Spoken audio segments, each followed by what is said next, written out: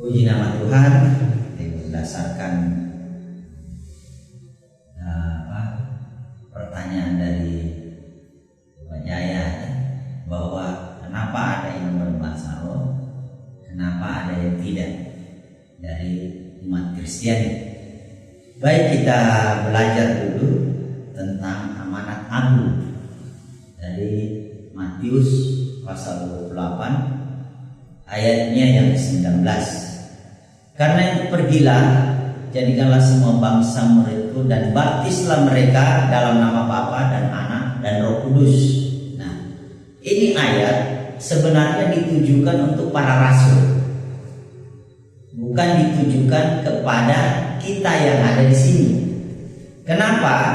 Karena sepanjang kisah para rasul tidak ditemukan kalimat membaptis air dalam nama Bapa dan Anak dan Roh Kudus. Mari kita lihat dasarnya, yaitu di Kisah Para Rasul pasal 2 ayat 36, di mana Roh Kudus menjabarkan sebagai berikut, ya. Kisah Rasul 2 ayat 36. Dalam suasana hari Pentakosta, Roh Kudus mengendalikan Petrus berkata bahwa Allah telah membuat Yesus yang kamu salibkan itu menjadi Tuhan dan Kristus. Ya, kita perhatikan bacaan itu. Jadi di sini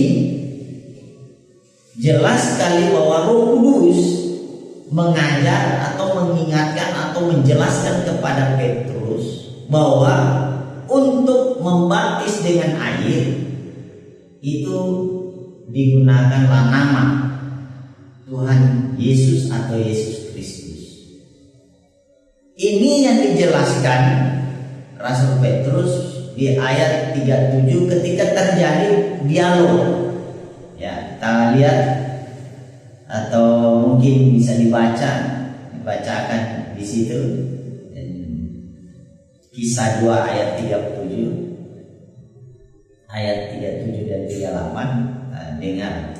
Kisah 2 ayat 37, demikian firman Tuhan. Ketika mereka mendengar hal itu, hati mereka sangat terharu. Lalu mereka bertanya kepada Petrus dan rasul-rasul yang lain, apakah yang harus kami perbuat, saudara-saudara? Jawab Petrus kepada mereka, bertobatlah dan hendaklah kamu masing-masing memberi dirimu dibaptis dalam nama Yesus Kristus untuk pengampunan dosamu, maka kamu akan menerima karunia Roh Kudus. Ya, jadi jelas sekali. Jadi terjadi satu tanya jawab pada waktu Petrus dalam posisi kepenuhan Roh Kudus. Jawabannya itu harus bertobat, memberi dibaptis dalam nama Yesus Kristus untuk pengampunan dosa. Nah, sesudah itu baru ada anugerah yang disebut Roh Kudus. Gitu. Nah, berjalannya waktu dalam penerapan di dalam pelayanan para rasul, sejak dari peristiwa Pentakosta dan seterusnya, nama yang digunakan untuk membaptis dengan air yaitu dalam nama Tuhan Yesus atau Yesus Kristus. Nah, kita mulai lihat di Kisah 8 dalam penerapannya. Kisah 8 ayat 16, atau kita mulai dari ayat 12 saja dulu. Kisah 8 ayat 12, tolong dibacakan. Kisah 8 ayat 12, demikian firman Tuhan. Tetapi sekarang mereka percaya kepada Filipus yang memberitakan Injil tentang kerajaan Allah dan tentang nama Yesus Kristus. Dan mereka memberi diri mereka dibaptis, baik laki-laki maupun perempuan. Ya, nah peristiwa ini setelah Filipus membaptis dengan air, ya, itu ditemukan bukti-bukti dalam nama Tuhan Yesus atau Yesus Kristus. Roh Kudus belum turun. Nah, jawabannya di ayat 16. Kita lihat di ayat 16. Tolong dibaca. Ayat 16. sebab Roh Kudus belum turun di atas seorang pun di antara mereka, karena mereka hanya dibaptis dalam nama Tuhan Yesus. Iya, jadi baptisan dalam nama Tuhan Yesus itu bukan berbicara tentang menghadirkan Roh Kudus, tapi dimandikan dengan air. Ini yang menjadi masalah hari ini. Terjadi perbedaan. Generasi sesudah para rasul menggunakan nama Bapa, Anak, dan Roh Kudus. Tapi para rasul dan kawan-kawan seperti Filipus, salah satu 7 orang dipilih itu, dia pakai dalam nama Tuhan Yesus. Kita lihat kembali juga pembandingnya di Kisah 10 ayat 48. Kisah 10 ayat 48. Lalu ia menyuruh mereka dibaptis dalam nama Yesus Kristus. Ya, kemudian mereka meminta Petrus supaya ia tinggal beberapa hari lagi bersama-sama dengan mereka. Ya, kita perhatikan ketika Cornelius mengalami lawatan Roh Kudus, dia dibaptis oleh Petrus dalam nama Yesus Kristus. Kita lihat tadi di Kisah 8 ayat 16, nama yang digunakan adalah Tuhan Yesus. Demikian juga Rasul Paulus menggunakan nama di Kisah 19 ayat 5. Ketika mereka mendengar hal itu, mereka memberi diri mereka dibaptis dalam nama Tuhan Yesus. Iya, jadi jelas sekali ya. Ada 3 ayat yang mendukung, bahkan 4 kalau kita start dari Kisah 2, itu yang digunakan nama untuk membaptis dengan air, yaitu dalam nama Tuhan Yesus atau Yesus Kristus. Ini jelas. Para rasul tidak menggunakan dalam nama Bapa, Anak, dan Roh Kudus. Jadi di sini terjadi satu perbedaan, di mana si A mengalami baptisan Roh Kudus sedangkan si B belum mengalami. Itu karena adanya tadi menggunakan nama di Matius 28 itu ayat 19 tentang 3 nama itu yang digunakan. Jadi yang belum mengalami diimani seolah-olah sudah dialami. Memang terjadi satu pertanyaan, kenapa Filipus membaptis air dalam nama Tuhan Yesus, tidak terjadi baptisan Roh Kudus? Ada satu hal yang perlu dipahami. Sekalipun Filipus, dia itu luar biasa dipakai Tuhan pada waktu zamannya. Ini yang menjadikan pemikiran banyak orang. Kenapa Filipus yang penuh iman dan penuh roh di Kisah 6 ayat 5 itu tidak melakukan pencurahan roh? Kenapa harus Petrus dan Yohanes yang datang pada waktu itu? Ini yang membingungkan, karena tidak terjadi di zaman ini dengan cara yang digunakan. Kalau kita mau memahami ini, kenapa ada perbedaan pelayan satu dengan yang lain, itu nanti yang menjadi bahan kajian kita, supaya jelasnya bagaimana si A itu melakukan dan si B tidak melakukan. Itu karena ada satu yang tertinggal. Ya, itulah yang terjadi di Kisah Rasul 1 ayat 8. Kisah 1 ayat 8. Tetapi kamu akan menerima kuasa kalau Roh Kudus turun ke atas kamu, dan kamu akan menjadi saksiku di Yerusalem dan di seluruh Yudea dan Samaria dan sampai ke ujung bumi.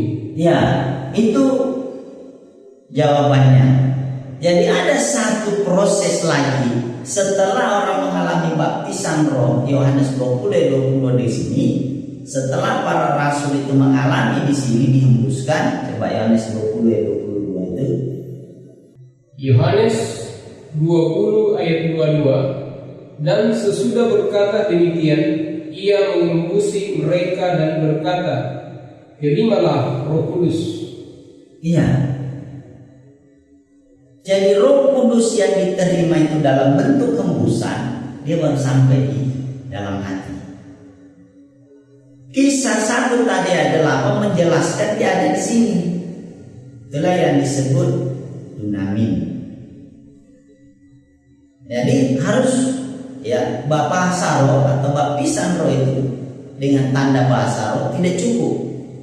Harus ada satu lagi yang ditunggu oleh oknum pelayan untuk melakukan seperti apa yang dilakukan para rasul itu. Ya, jadi kalau kita betul-betul memperhatikan dengan baik bahwa para rasul itu tidak menggunakan nama dalam nama Bapa, Anak dan Roh Kudus, itu karena Roh Kudus sudah menjabarkan caranya. Jadi Roh Kudus sendiri ya yang mengajarkan para rasul untuk melakukan langkah-langkah seperti apa yang sudah kita dengar. Nah, ketika selesai terjadi baptisan air, ya saat itu juga harus ada dilakukan pencurahan Roh Kudus dengan tanda. Jadi setiap orang yang mengalami baptisan Roh Kudus, maka tandanya adalah di Kisah 10 ayat 46.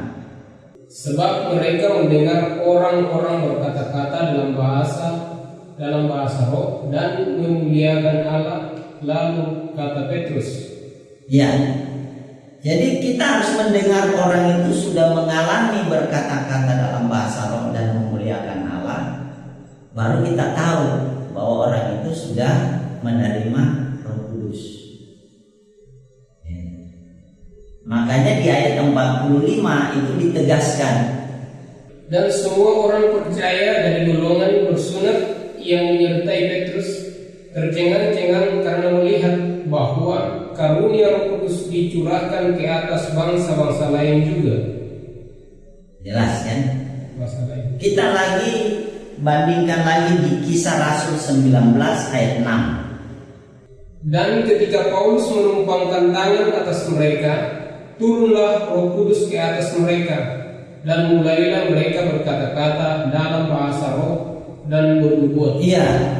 Jadi ada dua bukti. Kisah 19 tadi ayat 46 ayat 6 dan Kisah 10 ayat 46. Dua-duanya tandanya itu atau bukti fisiknya itu bahasa roh. Nah, bahasa roh ini adalah bahasa sandi. Bahasa istilahnya bahasa surga. Kalau kita lihat dulu 1 Korintus 14 ayat 2, bahasa rahasia di situ dikatakan. Siapa yang berkata-kata dengan bahasa roh tidak berkata-kata kepada manusia, tetapi kepada Allah, sebab tidak ada seorang pun yang mengerti bahasanya. Oleh roh ia mengucapkan hal-hal yang rahasia. Iya, makanya dan saya bilang ini bahasa sandi sebagai bukti fisik. Jadi setelah kita tadi mempelajari bagaimana para rasul menjelaskan atau melaksanakan baptisan air itu, nah di sini nampak jelas perbedaannya. Jadi baptisan air dulu bisa terjadi, atau baptisan roh dulu terjadi, baru baptisan air. Ya. Kalau baptisan roh dulu terjadi, yaitu Kisah 10 tadi ayat 46. Kisah 9 juga, ya. Kisah Rasul 9 juga itu menjelaskan bahwa Rasul Paulus baptis roh dulu baru baptisan air. Kisah 9 ayat 17 dan 18. Lalu pergilah Ananias ke situ dan masuk ke rumah itu. Ia menumpangkan tangan ke atas Saulus. Katanya, "Saulus, saudaraku, Tuhan Yesus yang telah menampakkan diri kepadamu di jalan yang engkau lalui, telah menyuruh aku kepadamu, supaya engkau dapat melihat lagi dan penuh dengan Roh Kudus." Iya. Di ayat 18, teruskan di ayat 18. 18. Dan seketika itu juga seolah-olah selaput gugur dari matanya, sehingga ia dapat melihat lagi. Ia bangun lalu dibaptis. Ya, di sini jelas bahwa baptisan Roh Kudus dulu yang dialami Rasul Paulus, baru baptisan air. Sama dengan kisah 10, baptisan Roh dulu, ya ayat 46, 40-nya baru baptisan air. Jadi kita di sini menyimpulkan bahwa baptisan dalam nama Bapa, Anak, dan Roh Kudus itu bukan amanat untuk saya dan saudara untuk khusus menyucikan dengan air atau membaptis dengan air. Jadi yang kita perlu pahami bahwa ada perbedaan baptis air dengan baptisan Roh, ada jeda waktu yang berbeda, tidak otomatis. Ada masa. Ada fase, ada jarak, ya entah setengah jam, entah 10 menit. Ya, itu bagaimana di lapangan gitu. Jadi puji nama Tuhan, ini kita sama-sama melihat perbedaan, kenapa terjadi perbedaan antara yang meyakini Matius 28 dalam nama Bapa, Anak, dan Roh Kudus. Mereka tidak mengalami bahasa lidah itu karena di penjabarannya tadi itu yang betulnya untuk baptisan air dalam nama Tuhan Yesus atau itu Yesus Kristus. Baru sesudah itu berdoa caranya. Jadi kalau untuk mengalami baptisan Roh Kudus itu orang berdoa. Itu di Kisah 8 ayat 15. Setibanya di situ, kedua rasul itu berdoa supaya orang-orang Samaria itu beroleh Roh Kudus. Berdoa. Jadi tidak ada cara lain. Berdoa, sesudah berdoa, apakah itu penumpangan tangan atau Roh Kudus turun sendiri memenuhi pribadi orang itu karya Allah, bukan karya manusia. Kalau itu lewat penumpangan tangan seperti Kisah Rasul 19 ayat 6 itu cuma sarana saja, bukan orangnya, tangannya saja yang menjadi sarana. Itu yang bisa saya jelaskan dalam pemaparan hari ini pada saudara-saudara. Mungkin ada lagi yang mau ditanyakan? Jadi yang saya bertanya masalah roh, baptisan roh dan baptisan air ini relatif Pak. Artinya bisa jadi duluan baptisan air, bisa jadi duluan baptisan roh. Bisa. Relatif. Ya. Kenapa relatif? Ya kita buktikan si anak-anak itu kan, anak kecil itu, ya, kita buktikan seperti siapa? Bill. Kan dia belum dibaptis air. Itulah penggenapan nubuatan Yoel, Kisah 2 ayat 17 itu. Dan ini sudah terjadi di berbagai tempat, hanya tidak dipublikasikan. Jadi baptisan roh bisa duluan atau mendahului baptisan air. Dan ini tidak perlu diributkan. Yang mana duluan? Ya, tergantung. Bagaimana Roh Kudus mau beracara. Puji nama Tuhan. Jadi kembali jelaskan ulang bahwa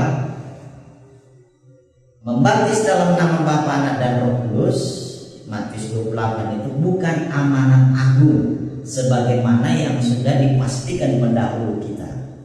Tapi penjabarannya yang kita perlu pelajari Kisah Para Rasul sehingga kita mengerti perbedaan. Oh, ini yang baru sampai di baptisan air, oh ini sudah sampai di baptisan roh.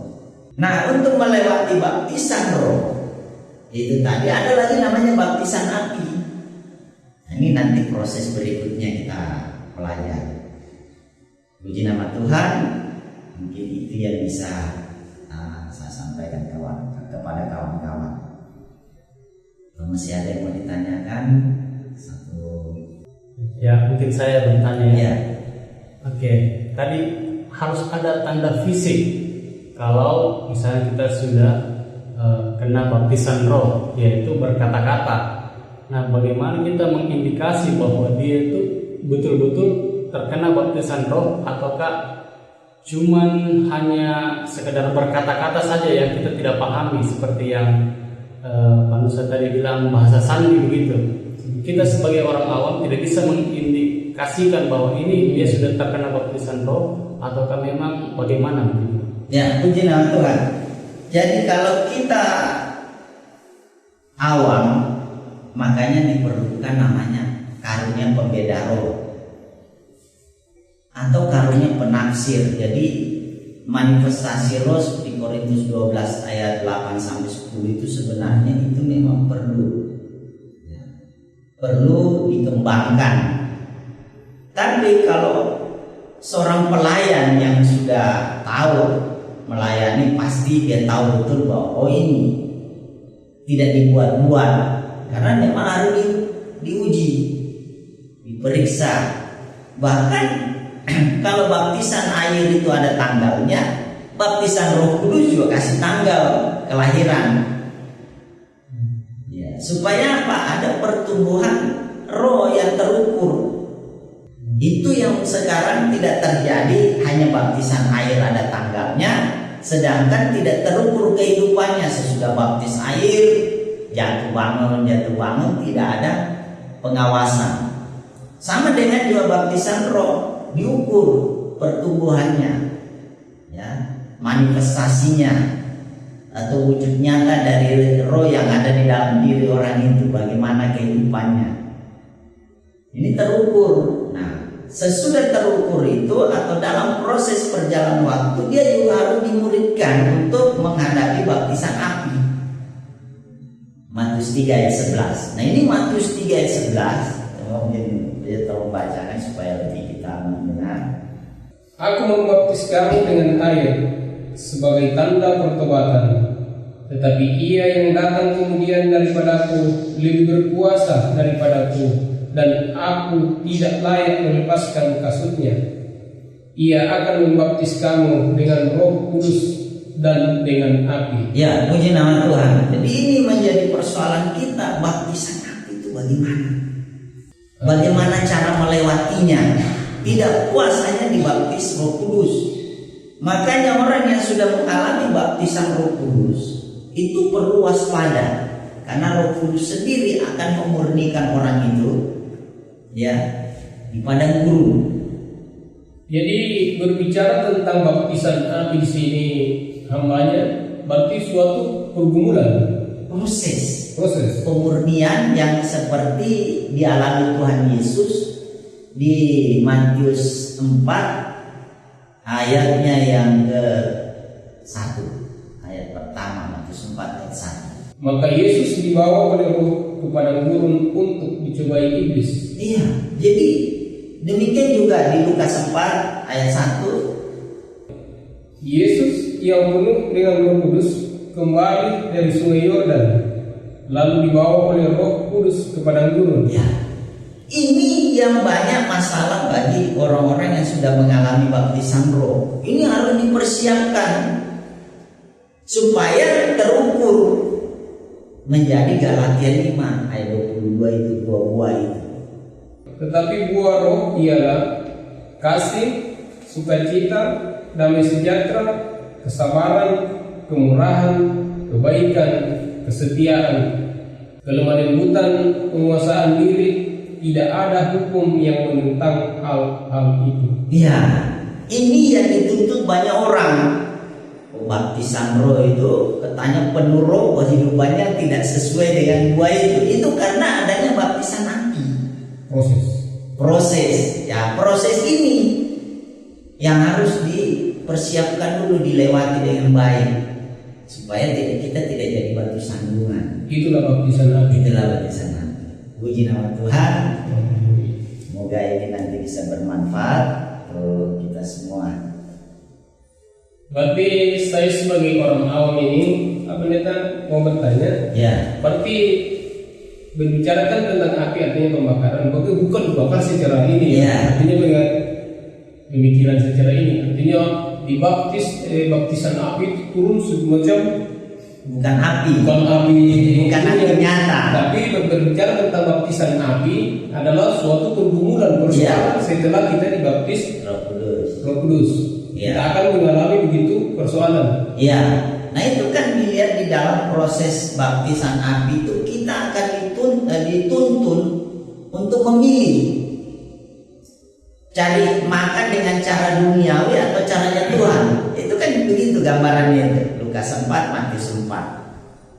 Ya, memperkaya diri dengan cara tidak benar. Itu kan itu tantangannya. Siapa yang tidak mau kaya? Ya, tapi di situ. Makanya kalau kita lihat di Lukas 4 ayat 6. Kata iblis kepadanya, segala kuasa itu serta kemuliaannya akan kuberikan kepadamu, sebab semuanya itu telah diserahkan kepadaku dan aku memberikannya kepada siapa saja yang kukehendaki. Iya, jelas. Nah, iblis punya otoritas kehidupan di bumi. Siapa yang menyembah dia dikasih harta duniawi itu. Tapi seperti itu Pak Pendeta yang biasa orang pergi istilahnya semedi Istilahnya mungkin bertapa ya. Seperti di Gunung Kawi gitu kan. Tempat-tempat Ya, tempat-tempat yang dianggap keramat. Gambarannya seperti itu. ada kuasa juga di situ. Ada kuasanya itu, tapi kuasa yang itu tadi. Lukas 4 itu ayat 6 itu menjelaskan bahwa memang iblis menyatakan dirinya, bahkan mencobai Yesus sendiri. Siapa yang tidak ingin kaya? Jadi jelas penjelasannya. Jadi kembali perpendek ini cerita bahwa amanat agung Matius 28 ayat 19 tentang membaptis dalam nama Bapa, Anak dan Roh Kudus itu cuma sampai pesan itu di para rasul. Nah, setelah Roh Kudus turun memenuhi para rasul, salah satunya diwakili oleh Petrus, di nama itu dijabarkan menjadi satu nama, yaitu Yesus Kristus.